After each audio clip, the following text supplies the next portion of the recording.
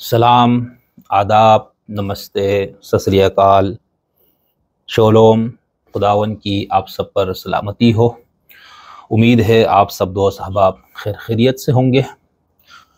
तालिब इल्म पूरी कोशिश करता है कि आप अहबाब के सामने हमारे मुआशरे के और दुनिया भर में मौजूद ऐसे अहले इल्म और स्कॉलर्स से रब्ता किया जाए जो मुख्तलिफ़ मौज़ूआत पर, ख़ास तौर पर फ़लसफ़ा, मज़हब और जिसको मैं सेकुलर दानिश और मज़हबी दानिश से ताबीर करता हूँ तालिब इल्म के तौर पर, उसके मुख्तलिफ़ पहलुओं के माहिरीन से रब्ता करूँ मुख्तलिफ़। और उसमें कभी भी मेरी ख्वाहिश या तमन्ना नहीं होती कि मैं किसी मख़सूस नुक्ते नज़र, मख़सूस फ़िक़्ह, मख़सूस अक़ीदा और मख़सूस मज़हब के मख़सूस इज़्म से ताल्लुक़ रखने वाले से रब्ता करूँ। मुझे उस लोगों की इल्मी फ़िक्री सरगर्मियों से और उनके कामों से एक ताल्लुक़ होता है, उसी को देखता हूँ। और फिर बहुत से वो हैं जिनसे हम ख़ुद मुस्तफ़ीद होते हैं, उनकी किताबों से, उनकी गुफ्तगुओं से। तो फिर ये ख्वाहिश होती है कि इनसे कुछ सवालात किए जाए। तो ऐसे लोगों को मैं आपके सामने लाता हूँ। आप अहबाब काफ़ी पसंद भी करते हैं, कभी नहीं भी पसंद करते, ज़ाहिर सी बात है। और जो भी शख्स हम पेश करें यहाँ पर, ज़रूरी नहीं कि हम उसके किसी भी नुक्ते नज़र से 100% इत्तेफाक रखते हैं या इख्तलाफ। हमें सिर्फ़ उस शख्स के इल्म और फ़िक्र और उसकी दानिश से हमें मोहब्बत है, और इसी बुनियाद पे हम बिला तफ़रीक़ उसको दावत देते हैं और बात करने की कोशिश करते हैं। इसीलिए तालिब इल्म ने इस नाम से भी बना लिया, कौंसल बराए तकसीरी तहक़ीक़ व मुकालमा, प्लुरलिस्टिक, जो एक अप्रोच है, एक नुक्ते नज़र है कि एक ऐसी जगह, एक ऐसा प्लेटफार्म जहाँ पर आप सिर्फ़ इल्म की बात करें, दानिश की बात करें, और जो इल्म और दानिश के से मोहब्बत रखने वाले हैं वो उससे मुस्तफ़ीद हों। बस यही तालिब इल्म का 1 पॉइंट एजेंडा है अभी तक। उसी सिलसिले में आज मैं आपके सामने जो हाज़िर हुआ हूँ उसकी वजह और उसका मकसद ये है कि मैं आपके सामने एक ऐसे इल्मी शख्स और एक ऐसी हस्ती को लाने वाला हूँ जिनका ताल्लुक़ इराक़ से है, और उनके बहुत ही मुतनाज़िया अफ़कार और ख़यालात हैं, और अरब दुनिया में उन पे बहुत, उनकी पर तनक़ीदात लोगों ने की हुई है। लोग उनको सराहने वाले भी है, ज़ाहिर सी बात है, हर नुक्ते नज़र को लोग पसंद करने वाले भी लोग मिल जाते हैं और तनक़ीद करने वाले भी। उनका अपना जो एक मज़हबी और मसलकी ताल्लुक़ था वो शिया इस्नाअशरी से था। अब वो बाकी इस तरह के मुफक्किरीन और स्कॉलर्स की तरह जो हर मसलक से निकले हैं, ये नहीं कि सिर्फ एक मसलक से, और सुन्नियों से तो ऐसे बहुत सारे लोग निकले हुए हैं जो हट के सोचते हैं, जो एक राइज फ़िक्र, राइज नज़रिया, राइज ख़यालात से अलग राहें इख्तियार करके वो दीन की एक ताबीर पेश करते हैं।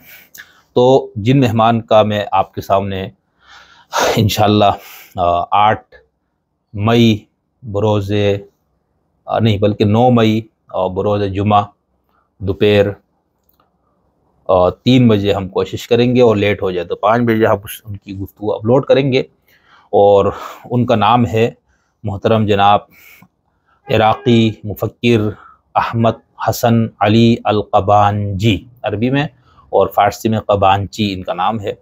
1958 में नजफ़ में पैदा हुए हैं, और अभी तक बहुत सारी उनकी किताबें हैं, बहुत से उनके लेक्चर्स हैं, यूट्यूब पे मुहाज़रात हैं। और सद्दाम के दौर में उनकी फ़ैमिली पर बहुत मज़ालिम ढाए गए, उसका भी उन्होंने बताया। उनके 4 भाइयों को शहीद किया गया, उनके वालिद साहब 80 साल की उम्र में क़ैद में रखा गया। जो उस वक़्त डिक्टेटर के दौर में जो हालात थे, ज़ाहिर सी बात है बहुत जबर का माहौल होता है डिक्टेटरशिप में, चाहे वो डिक्टेटरशिप सेकुलर लिबादा उड़ा हुआ हो, लिबरल लिबादे में हो, मजहबी लिबादे में हो, या सोशलिस्ट लिबादे में हो, वो डिक्टेटर होता है। और फिर वो जो भी शख्स, जो भी तहरीक, जो भी तंजीम, जो भी ख़याल उसको ये लगे कि ये मेरे डिक्टेटरशिप को चैलेंज करने वाला है, तो उस ज़ाहिर सी बात वो बग़ैर क़त्ल नज़र इसके कि उस शख्स का ताल्लुक़ उस डिक्टेटर से खून का रिश्ते का है, नज़रिए के रिश्ते का है, या उसके नज़रिए के मुखालिफ रिश्ते से, वो फिर उसको नहीं छोड़ता। तो यही कुछ वहाँ होता रहा। तो क़बांजी साहब जो है वो वहाँ पर पैदा हुए, तालीम हासिल की, नजफ़ के हौज़े इल्मिया में फ़िक़्ह और उसूल फ़िक़्ह वग़ैरह की तालीम حاصل کی، اساتذہ وقت سے انہوں نے استفادہ کیا۔ پھر 1979 میں صدام کے مظالم سے تنگ آ کر وہاں سے وہ ہجرت کر کے عراق سے شام، لبنان، پھر وہاں سے ہجرت کر کے ایران میں تشریف لے گئے، کچھ عرصہ وہاں پر ان کے حوزوں میں انہوں نے تعلیم حاصل کی، اور اسی دور میں پھر ان کے فکری رجحان میں کچھ تبدیلیاں پیدا ہوتی ہے، اور یہ تبدیلیوں کے ساتھ پھر وہ 2008 میں عراق واپس آتے ہیں، اور پھر اس کے بعد وہ اپنی علمی فکری سرگرمیوں کی ابتدا کرتے ہیں۔ ان کا جو فکری رجحان ہے وہ کیا ہے، نقطہ نظر کیا ہے دین کی تشریح اور تعبیر سے متعلق، اس میں سے مثال کے طور پر ان کا جو پیراڈائم ہے وہ عرفانی ہے، صوفیانہ ہے، لیکن وہ جو ہمارے ہاں موجود شیعہ سنی جو عرفان یا تصوف ہے اس سے تھوڑے سے وہ ہٹ کر ہے، بہت سی چیزیں ان کی، ٹھیک ہے۔ اور دوسرا وہ جدید اسلام کی جدید تعبیر کے بہت شدت سے قائل ہیں، اور پھر وہ اپنے تصور اسلام کو الاسلام المدنی کا ٹائٹل دیتے ہیں، اور اس کے ساتھ ساتھ وہ جو ہے اپنے آپ کو لبرل اسلام کے بھی داعی کہتے ہیں۔ خدا کے تصور پر ان کے ہاں تصور یہ ہے کہ خدا کے دو تصور ہے، ایک مطلق خدا جو خالق کائنات ہے، اور ایک شخصی خدا، وہ کیا ہے اس پہ ہم نے تھوڑی سی ان سے بات کی۔ اسی طرح لبرل اسلام ہم نے ان سے پوچھا ہے کہ بھئی کیا ہے یہ، اس پر انہوں نے تفصیل سے بات کی، جنت، جہنم، وحی وغیرہ کے جو تصورات ہے، اور باقی اسلام کے یہ مذہب کے بنیادی عقائد ہے اس پہ ان کا نقطہ نظر اور ان کی تشریح اور تعبیر جو ہے وہ تھوڑا سا مختلف ہے۔ اس کے ساتھ ساتھ ان کا جو، بلکہ میں دلچسپی کی بات، جب ان سے رابطہ کیا میں نے واٹس ایپ کے ذریعے، ان کا نمبر ملا کہیں سے، اور پھر میں نے ان سے درخواست کی، 2-3 مہینے پہلے سے ان سے میری بات ہوتی رہی۔ ان کو میں نے بتایا کہ میں آپ کو پڑھتا ہوں، سنتا ہوں، مستفید ہوتا ہوں، تو میری خواہش ہے کہ میں اردو داں طبقے تک آپ کی آواز پہنچاؤں، آپ کی فکر، تاکہ یہاں پر بھی لوگ آپ کو دیکھے، تنقید جس نے کرنے وہ تنقید کرے، جس کو پسند آتا ہے وہ اسی حساب سے اس چیز کو لے۔ تو انہوں نے کمال مہربانی فرماتے ہوئے طالب علم کو ٹائم دیا، تو بہت لمبی نشست ہوئی۔ ظاہر سی بات ہے، مجھے یہ لالچ ہوتا ہے اس طرح کے لوگ جو بہت مصروف اور ایک عالمی طور پر ان کا ایک نام ہو، اور پھر وہ ہمارے یہاں پر موجود بھی نہ ہو، غامدی صاحب اور اس طرح کے لوگ، تو ان کا مجھے یہ ہوتا ہے کہ بھئی ان سے ایک موقع ملے تو میں بھرپور استفادہ کروں، تو اس چکر میں جو ہے نا پروگرام تھوڑا سا لمبا ہو جاتا ہے۔ لیکن دوست احباب جن کو دلچسپی ہوتی ہے وہ دیکھ لیتے، جن کو نہیں ہوتی وہ مختصر پروگرام بھی ہم نے یہ دیکھا ہے کہ لوگ نہیں دیکھتے۔ تو قبانجی صاحب سے جب ہم نے درخواست کی تو انہوں نے بالکل ہماری درخواست کو قبول فرمایا، اور پھر گزشتہ دنوں ہم نے ان کی ریکارڈنگ کی ہے۔ تو میں نے آپ کو ان کا تھوڑا سا تعارف میں نے کہا بتا دوں، اور یہ کہ وہ کتنا اہم ہے میرے لیے، ہمارے لیے۔ تو دلچسپی کی بات جو میں بتا رہا تھا، تو انہوں نے جب میں بات شروع کرنے سے پہلے انہوں نے کہا بھئی فکر کی دنیا میں یا فکری حوالے سے آپ لوگ، یعنی ہند و پاک کی اس پٹی کو کہتے ہیں، تو کہا کہ آپ لوگ ہم سے 100 سال آگے ہو، اور یہ بات ان کی بالکل درست ہے۔ طالب علم کے طور پر ہم نے جو تھوڑا بہت مطالعہ کیا ہے عرب دنیا میں پنپنے والی جدید فکر، اور پھر ہمارے بر صغیر جس کو ہم ہند و پاک کہتے ہیں یہاں پر، تو بہت ان کی یہ بات قیمتی تھی، اور انہوں نے چونکہ خود بھی ان سب چیزوں سے گزرے ہوئے تھے تو انہوں نے ایک لفظ میں تبصرہ کیا، اور پھر میں نے ان کو مذاق میں کہا کہ ہم تو یہ بھی کہتے ہیں کہ القرآن نزل بمکہ وقرئ فی مصر وفہم فی الہند، کہ قرآن مجید جو ہے مکہ میں نازل ہوا ہے، مصر میں اس کی قرأت ہوئی، کیونکہ مصر کے قراء کسی دور میں بہت مشہور تھے، اب مجھے نہیں معلوم، تو کہا کہ مصر میں قرآن پڑھا گیا ہے اور ہندوستان میں اس کی تفہیم ہوئی ہے۔ اور پھر انہوں نے بتایا کہ بھئی اس میں قرآن کے تفسیر کے حوالے سے جو ذخیرہ اردو میں موجود ہے، عربی میں بالکل بھی نہیں ہے اس طرح کا ذخیرہ، یعنی یہ تو ہے کہ بڑی بڑی لمبی ضخیم تفسیریں ہیں، وہ نہیں، تنوع کے حساب سے۔ فارسی میں بھی ایسا نہیں ہے، اور انگلش میں تو ظاہر سی بات نہیں ہے، لیکن ہم نے چونکہ اس کا اتنا مطالعہ نہیں کیا، لیکن وہ معلوم ہو جاتا ہے کہ علم فکر تلاش میں ہمیں، تو اردو اس حوالے سے بہت زرخیز ہے تفسیر کے حوالے سے۔ یہاں پر ہر نوع کی تفسیر، یہاں تک کہ احمدیوں نے بھی طویل تفسیریں لکھی ہیں جن کو باقی لوگ مسلمان نہیں سمجھتے، ختم نبوت کو منکر سمجھتے، لیکن آپ مرزا صاحب کی اپنے تفسیری جو ایک جمع کر کے اس کو مرتب کیا گیا ہے، ظاہر انہوں نے خود تفسیر نہیں لکھی تھی، لیکن ان کے خلفاء نے، اور مرزا بشیر صاحب کی تفسیر صغیر کبیر اور باقیوں کی بھی۔ اسی طرح ہمارے ہاں جو القرآنیون جن کو کہا جاتا ہے، پوری دنیا میں القرآنیون کے لوگ موجود ہیں، عرب دنیا میں بھی، لیکن تفسیر نہیں ہے الحمد سے لے کر والناس تک۔ یہ سعادت بھی آپ کے ہند و پاک کی سرزمین کو حاصل ہے، اور ہم تو چونکہ اس وقت سے بات کر رہے ہیں نا، یہ تقسیم تو بات کی ہے، لیکن اس سے پہلے اور ابھی تک اسی طرح یہاں پر خالص عقلی تفسیر کی گئی، سر سید وغیرہ کو آپ دیکھ لیں، سائنسی تفسیر کی گئی، قرآن کی سیاسی تفسیر، سائنسی تفسیر، فقہی تفسیر، کلامی تفسیر، عرفانی تفسیر، کوئی تفسیر کا گوشہ ایسا نہیں ہے۔ یہ عربی میں بھی ہے، عرفانی فارسی میں بھی ہے، عقلی، لیکن ہمارے یہاں پر اس میں تنوع زیادہ ہے۔ تو یہ ان سے بات ہو تو بہت حد سے ان کا بالکل ایسا ہی ہے۔ خیر، تو یہ ان سے بات ہوئی تو ان کی پھر بہت ساری کتابیں ہیں۔ اچھا، ان کا اپنا جو فکری رشتہ بنتا ہے وہ عبدالکریم سروش وغیرہ سے بنتا ہے، جو کہ آپ کو معلوم ہے کون ہے۔ تو ان کی اپنی کچھ خود لکھی ہوئی کتابیں ہیں قبانجی صاحب کی، اور کچھ ان کے ترجمے ہیں، اور ان کی کتابوں کی تعداد میرے خیال سے ترجمہ اور وہ دونوں ملا کے 30 سے 35۔ اسی طرح انہوں نے مصطفیٰ ملکان کے افکار کا ترجمہ کیا ہے، یہ بھی ایک متنازع مفکر ہیں۔ اسی طرح عبدالکریم سروش کا میں نے آپ کو بتایا، محمد مجتہد شبستری، یہ بھی مشہور ایک علمی حلقوں میں شخصیت ہیں۔ عقائد اور نظریات میں یہ باقی جو ہمارے ہاں فقہی اور کلامی مسالک ہے ان سے ہٹ کر یہ لوگ بات کرنے والے ہیں۔ تو ہم نے یہ ایک پوڈ کاسٹ ان کے ساتھ ریکارڈ کیا ہے۔ یہ جو آج میں آپ کے سامنے حاضر ہوں، صرف یہ بتانے کے لیے حاضر ہوا تھا کہ یہ شخص کون ہے، بہت مختصر بتایا، ٹھیک ہے۔ اور میں نے تقریباً جو ان سے جو میرے سوالات ہوئے ہیں وہ میرے خیال سے 40 سے اوپر کے سوالات۔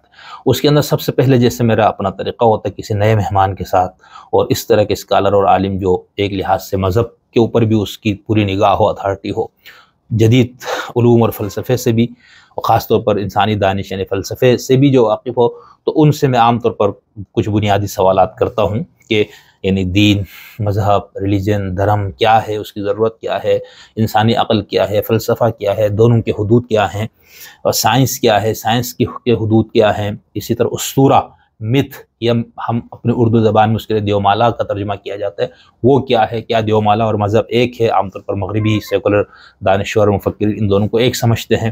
پھر یہ چاروں کیوں وجود میں آئے، یعنی وہ کیا مسائل تھے، وہ کیا مسئلہ تھا، وہ کیا بات تھی جس کو حل کرنے کے لیے یہ سب چیزیں وجود میں آتی ہے۔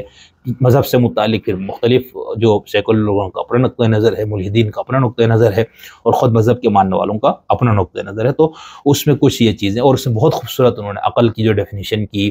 پھر میں نے تو یہی پوچھا کہ بھئی عقل کو عرفانی یعنی صوفیہ بھی اس لفظ کو ظاہر سی بات ہے استعمال کرتے ہیں، کیونکہ قرآن مجید میں اس کو استعمال کیا گیا ہے۔ متکلمین کے ہاں بھی عقل کا استعمال ہے، فقہا کے ہاں بھی ہے، تشیع کے ہاں تو ماخذ فقہ کے طور پر قرآن سنت اجماع، اور عقل اہل سنت ہیں قرآن سنت اجماع۔ قیاس کی بات کرتے تو قیاس بھی عقلی سرگرمی کا نام ہے، ظاہر سی بات ہے۔ اور پھر جو علم الکلام میں عقیدے کا پہلو ہے اس کے اندر بھی عقل کے پورے مباحث موجود ہے۔ پھر یہ کہ قرآن مجید ایک مذہب کی کتاب ہو کر اگر اس میں عقل پر بات کی گئی ہے تو اس سے کیا مراد ہے، فلسفیانہ عقل کیا ہے، مذہبی تصور عقل کیا ہے، عرفانی تصور، بہت خوبصورت۔ میں ابھی تک میرے سارے اسکالر جن سے میری بات ہوئی سب قابل احترام، سب سے بہت مستفید ہوا ہوں۔ کوئی ان میں سے میں یہ نہیں کہوں گا کہ کوئی اونچا کوئی نیچا، لیکن ان چیزوں پر جس انداز سے قبانجی صاحب نے جواب دیا وہ میرے لیے بہت تسلی بخش بھی اور بہت حیران کن بھی تھا۔ پھر اس کے بعد میں نے پھر ان کے اپنے فہم اسلام یا تعبیر اسلام پہ بہت تفصیل سے، اور جو میرے ذہن میں سوال آ سکتا تھا وہ میں نے کیا ان سے کہ بھئی یہ کیا، آپ اس کو یہ کیسے، آپ اسلام مدنی کے جو بات کرتے وہ کیا ہے، پھر اسلام کے تعبیر میں آپ جو ہے عرفان کی بہت بات کرتے ہیں، داخلی وجدان کی بہت بات کرتے ہیں، بلکہ ان کے اپنے چینل کا نام بھی ہے، ان کا اپنا مکتب کا نام انہوں نے رکھا ہے کہ مدرسۃ الوجدان ہے۔ اسی طرح وہ مذہب کی ضرورت وغیرہ میں نے آپ کو بتا دیا۔ پھر ہم نے ان سے انہوں نے بار بار بات کی کہ ایک دین شیطان ہے، ایک دین رحمان ہے، تو وہ فقہا کے بہت سخت خلاف۔ تو میں نے پوچھا بھئی یہ کیا؟ اس کے ساتھ ہی پھر ان کے ہاں ایک تصور ہے کہ دین جو ہے وہ غیر متبدل ہوتا ہے، شریعت میں تبدیلی ہوتی ہے۔ اس پہ ہم نے تفصیل سے ان کو چھیڑا، یعنی چھیڑے سے مراد ہے کہ کھنگالا ان کو بھئی یہ کیا۔ تو چلے پھر اس میں جیسا ہمارے ایک بحث ہے نا کہ قرآن میں جو شریعت ہے وہ تو سب اس کو ابدی مانتے ہیں، اکثر تمام یعنی شیعہ سنی سب کے ہاں آزاد خیال مفکرین، اس کو کسی نے نہیں کہا، بلکہ کچھ نے کہا بھی ہے تو وہ اس طرح سے نہیں کہا۔ لیکن حدیث سے معلوم شریعت، پھر فقہی استنباطات، اس پہ تو ہمیشہ بات ہوتی رہی نا کہ وہ زمانے کے ساتھ خاص تھا، ابھی بھی ہے، قیامت تک ہے، نہیں ہے یہ۔ تو پھر ان کے ہاں وہ قرآن کی شریعت کی تبدیلی کی بھی بات کرتے ہیں قبانجی صاحب کہ بھئی وہ بھی حالات و زمانے کے مطابق، اس کے اپنے دلائل ہے اور بڑے دلچسپ انہوں نے دلائل دیے۔ میرا اور آپ کو ان سے اتفاق کرنا یا متفق ہونا ضروری نہیں۔ اسی ضمن نے پھر انہوں نے سمجھاتے ہوئے خلفائے راشدین کے عہد کی مثال دی کہ خلیفہ اول کی ایک دو مثالیں، خلیفہ ثانی کی بہت زیادہ۔ تو جب انہوں نے حضرت عمر کی مثالیں دی اور کہا کہ انہوں نے دیکھو اس طرح کی چیزوں کو اپنے حالات و زمانے کے مطابق اور پیغمبر کے دنیا سے رخصت ہونے کا بہت کم عرصے میں یہ سب کچھ ہوا، تو اس پہ پھر میں نے تھوڑا سا ان سے بولا بھائی یہ تو بڑے مسئلے کی بات ہے، حضرت عمر کے اقدامات پہ تو جو حضرت عمر کو ماننے والے وہ خود بھی شرمسار ہے، اور جو نہیں ماننے والا تو اس کی بنیاد بنا کے ان کی بہت برائی کرتے ہیں کہ بھئی تو قرآن سے ہی انہوں نے احکامات کو چھوڑ دیا، رسول کی سنت کو چھوڑ دیا. تو اس پہ انہوں نے وہ جو نقطۂ نظر بتایا وہ میں نے کسی اور بندے سے اس طرح سے نہیں سنا. بہت سے لوگوں نے یہ بات کی ہوئی ہے جو اس کا دفاع کرتے ہیں اور جو اس کو اسی انداز سے لیتے ہیں. علامہ پرویز صاحب نے اپنی کتاب شاہکار رسالت میں، اور باقی لوگوں نے بھی، کچھ لوگوں نے اس کی صفائیاں دی، کچھ لوگوں نے کہا تم نے آخر میں توبہ کر لیا تھا، یہ ہمارے یہاں مختلف، لیکن قبانجی صاحب کا الگ. تو میں نے ان کو بولا بھائی چلو حضرت تو میں نے کہا حضرت علی سے مثالیں دینا. حضرت علی نے بھی ایسا کیا، انہوں نے کہا حضرت علی نے سب سے زیادہ کیا. اب اس پہ کیا بات ہوئی وہ جب آپ سنیں گے تو انشاءاللہ آپ ضرور محظوظ ہوں گے، اور آپ ہو سکتا ہے ان سے شدید اختلاف بھی کریں، اور ہو سکتا ہے کہ آپ ان کے ساتھ جو ہے وہ اتفاق بھی کریں. اسی طرح پھر جب انہوں نے شریعت کی تبدیلی تو اس کی بنیادی انہوں نے وجہ بتائی کہ اس بنیاد پر پھر میں نے ان سے پوچھا کہ آپ کا تصور وحی، تصور نبوت، جنت جہنم کا تصور، حیات اخروی کا تصور بھی سب سے مختلف ہے. میں نے کہا ٹھیک ہے، ہمارے ہاں باطنیہ جن کو کہا گیا یا فلاسفہ کے ہاں کچھ اس قسم کے تصورات مل جاتے ہیں، اور ہم اپنے بر صغیر میں سر سید، علامہ نیاز فتح پوری، علامہ پرویز، اس طرح کے لوگوں کے ہاں بھی اس طرح کی، لیکن آپ جس انداز سے بیان کرتے ہو وہ ان سے بھی تھوڑے سے الگ ہے. تو میں نے ان سے پوچھا بھائی کیوں؟ جیسے علامہ اقبال نے بھی اپنے خطبات میں لکھا نا کہ جنت اور جہنم جو ہے مقامات نہیں کیفیات کا نام ہے. تو اس پہ بہت تفصیل سے، اور پھر میں نے ان سے کہا بھئی اگر وہ مادیات پہ مشتمل جنت اور جہنم میں تو اس پہ مسئلہ کیا ہے، آپ کو بنیادی طور پر اس میں عقلی طور پر کیا اشکال ہے، نس کے اندر کیا مسئلہ ہے اس کو کرتے ہو. تو انہوں نے اس کا بہت اچھا بیان کیا، اور دین اور شریعت کے فرق پر جیسے میں نے آپ کو بتایا کہ بہت تفصیل سے، بہت ہی پرمغز اس کے اندر گفتگو ہوئی ہے. تو میں نے آپ کو بتایا کہ سوالات میرے کافی زیادہ تھے. یہ صرف میں نے سوچا یہ تھا کہ 10 سے 12 منٹ میں گفتگو ختم کروں گا، لیکن بھارت تھوڑی سی میری بات لمبی ہو گئی. تو میں نے ابھی تک اپنے کسی مہمان کے لیے اس طرح سے درخواست نہیں کی دوستوں سے، مطلب مجھے پتہ ہے سب سنتے ہی ہے، اور پھر اردو میں سب کی گفتگو ہے، لیکن یہ احمد الکاتب صاحب جیسے ان سے میں نے عربی میں کیا، پروفیسر الیگزینڈر کی صاحب جو کہ اسٹینفورڈ یونیورسٹی کے پروفیسر ہے، ان سے میں نے 2 پوڈ کاسٹ عربی میں کیا تھا، اس کو بھی دوستوں نے سنا. اور اس وقت چونکہ مجھے اتنا نہیں آ رہا تھا، یا وہ تو اس وقت سب ٹائٹل وغیرہ نہیں لگا سکا، ایک کا لگایا تھا، لیکن باقی تو اردو صرف جو آپ میں سے سمجھتے ہیں ان کے لیے ہم نے اہتمام کیا ہے کہ احمد القبانجی صاحب کی گفتگو ان کے نیچے انشاءاللہ اردو میں سب ٹائٹل میں بات ہو رہی ہوگی.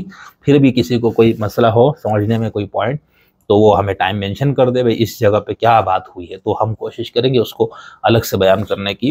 اور اسی طرح انشاءاللہ میرا پروگرام ہے کہ جن عرب دنیا سے تعلق رکھنے والے جن اسکالرز مفکرین سے میں نے ابھی تک رابطہ کیا، اور آگے بہت ایسے لوگ ہیں جو ہٹ کے سوچنے والے، اور ان سے بھی ہم رابطہ کریں گے جو ایک مخصوص مسئلہ اور مذہب کے اندر رہ کر بھی دین کی تشریح کر رہے ہیں. طالب علم کی ابھی انشاءاللہ اگلے ہفتے فراہی اسکول آف تھاٹ کے تفسیر اور اس کے حوالے سے غالباً فلسطین کے ایک PhD اسکالر سے رابطہ ہوا ہے، عربی میں وہ گفتگو بھی ہوگی. تو ہم بعد میں کوشش میں یہ کروں گا کہ ان سب کو میں خود اردو میں بھی الگ سے ترجمہ بھی آپ کو کر کے، یعنی ایک تو لکھت میں، اور دوسرے میں خود بول کر کے بھئی ان کے وہ چلا کے پھر آپ کو بتاؤں گا بھائی اس میں یہ کہہ رہے. تو اس سے بھی انشاءاللہ تو ہمارا مقصد صرف وہ ہوتا ہے کہ استفادہ کرے. بھائی میں خود جس طرح سے کئی گاٹھیوں اور منزلوں کو عبور کرتا ہوا، اور ابھی بھی مطلب سفر تو ظاہر سے پتہ چلتا ہی رہنا چاہیے، تو مجھے یہ ہوتا ہے کہ بھائی جس طرح سے ہم نے خود چیزیں سمجھنے کی کوشش کی، تو جو ہمارے دوست احباب اس طرح کی علمی اور فکری موضوعات سے دلچسپی رکھتے ہیں ان کے سامنے بھی ایسی چیزیں آنی چاہیے. تو طالب علم کی یہی ایک کوشش ہے، کسی مذہب، کسی مکتب، کسی عقیدہ، کسی ازم، کسی بھی ازم، ٹھیک ہے، کسی کا مطلب کسی کی تبلیغ منشور نہیں ہے، مقصد نہیں ہے. اگر آپ یہ سمجھ کر آئے کہ بھئی یہ کوئی فلانا مذہب کا یا فلاں مسلک کی تبلیغ ہو رہی ہوگی تو پھر آپ کو مایوسی ہوگی. ایسا نہیں، ہم علم تقسیم کرنے بیٹھے، دانش کو لوگوں تک پہنچانے بیٹھے ہیں. میرے شروع کا جو 4 سال پہلے جب ہم نے اپنا چینل شروع کیا تھا، تو پہلا جو اس کا تعارفی وہ ہے وہ آپ سن لیجئے. اللہ کا شکر ہے ہم نے کوشش کی کہ اس سے ہم انحراف نہ کریں. باقی یہ ہے کہ جس طرح لوگوں سے تعلق بنتا ہے، رابطے ہوتے ہیں، تو اس میں جو ٹائم ملتا ہے تو ہو سکتا ہے اس میں آپ کو لگے کہ ایک مخصوص نقطۂ نظر، مخصوص فقہ، مخصوص عقیدے کے لوگ زیادہ اس میں ان سے بات ہوئی. تو وہ اس کی وجہ یہی ہے کہ رابطہ، تعلق جب ٹائم لینا ہوتا ہے تو کس طرح سے. تو ابھی تک ہم نے تنوع رکھا ہوا ہے، اور ابھی تو مذاہب پر ابھی ٹائم نہیں آیا. مطلب کوشش میں ہوں میں کہ ہندوازم کو ہندو اسکالر سے، بدھزم کو بدھسٹ اسکالر سے، یہودیت کو یہودی کسی دانشور عالم سے، عیسائیت کو کسی عیسائی اور مسیحی عالم اور اسکالر سے، زرتشتزم کو اسی کے کسی ماہر سے. کوشش ترجیح اول یہی ہے. پھر اگر کوئی ایسا نہ ملا تو کوئی ایسا اسکالر، عالم، محقق جو اس مذہب پر اس کا باقاعدہ مستند ہو، وہ کام ہو، اور وہ اس کی تنقید کرنے والا نہ ہو، اور اس کے مقابلے پر مذہب کو فوقیت دینے والا نہ. ہم ان کو یہ بھئی صرف آپ ہمیں یہ مذہب سمجھا دے کیا ہے. اسی طرف سیکولر دانش میں بھی ہماری انشاءاللہ آگے بہت کچھ پروگرام میں ہے.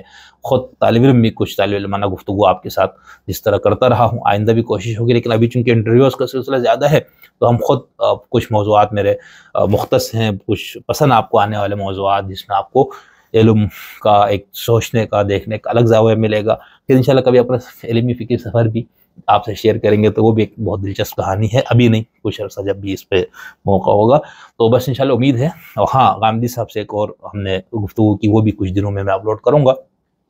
اور اس مرتبہ ہم نے ان کے ساتھ پولیٹیکل اسلام پہ بات کرنے کی کوشش کی ہے.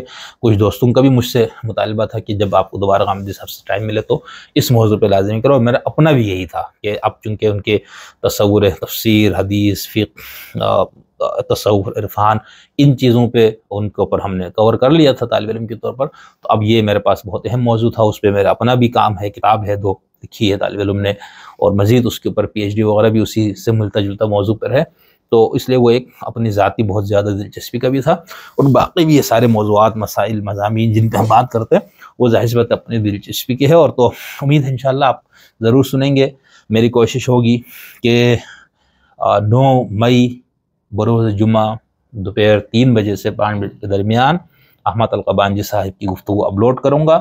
خود بھی سنیں، 2 احباب کو شیئر بھی کیجئے. وہ باہر کے ایک شخص ہے جن سے میں نے بہت درخواست کر کے ٹائم لیا، اور تو کچھ تو ان کے ویوز آنے چاہیے نا. ہم تو باقیوں پہ اس طرح سے چکر میں زیادہ نہیں پڑتے کہ ٹھیک ہے، خواہش تو ہوتی ہے، خوشی بھی ہوتی ہے کہ 2 احباب اس کو زیادہ دیکھیں، لائک کرے، شیئر کرے، تنقید کرے، تبصرہ کرے. اور جس زبان میں، یعنی جس لب و لہجے میں آپ تنقید کرنا چاہیں، وہ حق ہے طالب علم پر. لیکن مہمان پہ جب آپ بات کریں تو شائستگی کا دامن تھامے رکھے تو بہت خوشی ہوگی. باقی پھر بھی اگر آپ کو لگتا ہے کہ نہیں کچھ لوگوں پہ بڑھاس نکالنا ہے تو وہ آپ کر سکتے ہیں. لیکن ہم پہ ذاتی طور پر طالب علم پر اگر آپ میں سے کوئی شخص کسی بھی زبان اور لب و لہجے، زبان سمجھاتے نہیں کہ آپ جو ہے نا وہ تبتی زبان میں یا کسی اور میں نہیں، یعنی جس لب و لہجے میں آپ بات کرنا چاہیں، تنقید کرنا چاہیں، تبصرہ کرنا چاہیں، آپ کو ویلکم کہا جائے گا، آپ کو خوش آمدید کہا جائے گا. اور ابھی تک ہم نے کسی کا تبصرہ، کسی کا سوال کبھی ڈیلیٹ نہیں کیا. پوری خواہش اور کوشش ہوتی کہ کبھی نہ کیا جائے، الا یہ کہ کوئی شخص اگر کسی مہمان کو انتہائی غلاظت کے ساتھ کوئی گالی دے. ابھی تک تو الحمدللہ ایسا نہیں ہوا، 1-2 جگہ شاید ہوا تھا. تو اس کو ہم پھر کوشش کریں گے کہ ایسا نہ ہو، کیونکہ وہ مہمان کی بے عزتی ہے. ان کے ساتھ آپ علمی فکری اختلاف کریں. تو انشاءاللہ پھر آپ سے احمد القبانجی کے پروگرام کو لے کر آپ کے سامنے حاضر ہوں گا. لازمی سننا ہے بھئی. یہ دیکھیں آپ، اگر آپ کو عربی آتی ہے تو آپ کو مزہ آ جائے گا. ٹھیک ہے، عربی میں جو گفتگو ہوئی، طالب علم کی عربی اتنی اچھی نہیں ہے، لیکن ظاہر تو عراقی، پھر میں نے ان سے درخواست بھی کی تھی بھئی آپ جو عراقی لہجے میں کچھ الفاظ بولتے ہیں نا وہ نہ بولے. ہم کتابوں سے عربی سیکھے ہوئے لوگ ہیں، خود میرے لیے بھی دقت ہوگی اور سننے والوں کے لیے بھی.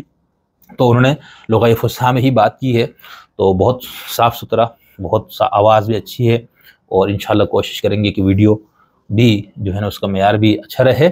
تو میں نے پھر ڈسکرپشن میں ہر سوال، اور وہ ہر سوال کا ٹائم کتنا ہے، کہاں سے کہاں تک، وہ بھی میں ڈالتا ہوں. ہر ویڈیو پہ کوشش کرتا ہوں، کچھ پہ نہیں ڈال پاتا ہوں، لیکن قبانجی صاحب کی ویڈیو پہ بھی اور باقی سب پہ بھی انشاءاللہ یہی میری کوشش ہوگی کہ ڈسکرپشن کے اندر میں ڈال دوں کہ بھئی 2 گھنٹے کی گفتگو ہوئی ہے، 10 منٹ سے 20 منٹ پر یہ مسئلہ، 20 منٹ سے لے کر 30 منٹ پہ یہ، 30 منٹ سے لے کر 50 منٹ تک اس سوال پہ بات ہوئی ہے. تو اگر آپ میں سے آپ اس کو بھی دیکھ کے، ڈسکرپشن کو دیکھ کر لگا سکتے ہیں نا کہ 50ویں منٹ پر وہ سوال ہے جو اس میں مجھے ذاتی طور پر دلچسپی ہے، تو آپ سیدھا ادھر جا کے دیکھ لیں. ٹھیک ہے، تو پلیز یہ ذرا خیال کیجئے گا. یہ ہمارا اسپیشل مہمان اور ایک اجنبی مہمان ہے، ایک غیر ملکی مہمان ہے. تو اس کو تھوڑا سا آپ لوگ شیئر کر کے دوستوں کو ذرا اس میں شریک بھی کریں، اور اس میں انشاءاللہ آپ تنقید سوال بھی کریں. تو وہ سوال پھر ہم ان تک پہنچا کے دوبارہ ان سے پھر بات کریں گے کہ بھئی ہمارے پاکستانی اور انڈین اور اردو سمجھنے بولنے والے ناظرین نے آپ کی فکر اور فلسفے پر یہ اعتراضات کیے ہیں، تو ان کا آپ جواب دیجئے گا. تو السلام علیکم. پھر آپ سے انشاءاللہ دوبارہ ملاقات ہوتی ہے. ابھی فی الحال تو احمد القبانجی کے ساتھ پھر ہاں حسن الیاس صاحب کے ساتھ وہ کوشش کریں گے کہ اس سے پہلے ہم اس کو اپلوڈ کریں، کیونکہ وہ موضوع ایسا ہے جس کے اوپر ان کے اوپر سخت برا بلا ان کو کہا جا رہا ہے، ان پر تنقید ہو رہی ہے، تو ہم نے وہ برا بلا جو کہا گیا ان کے سامنے رکھا اور ان پہ جو تنقید ہو رہی ہے ان کو پیش کیا، بھئی آپ کو یہ کہا جا رہا ہے۔ تو وہ پھر اس کا انشاءاللہ قبانجی صاحب کا 9 مئی بروز جمعہ دوپہر 3 بجے سے لے کر 5 بجے کے درمیان اسی چینل پر آپ یہ بہت ہی خصوصی، بہت ہی اسپیشل پروگرام ملاحظہ فرمائیں گے۔ بہت شکریہ جی، السلام علیکم۔